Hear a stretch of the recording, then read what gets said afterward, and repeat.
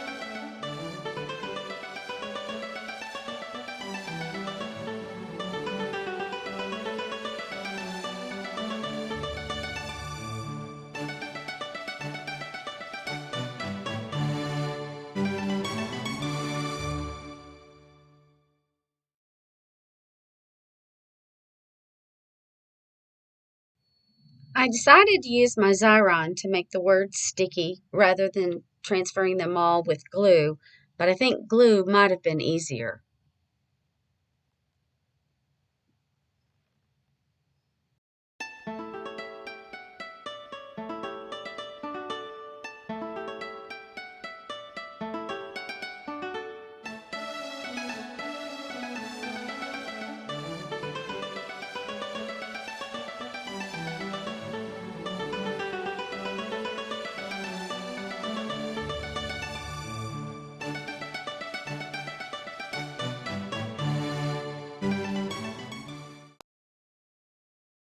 My Yoda card is ready to give. I hope this inspires you to create something with simple shapes.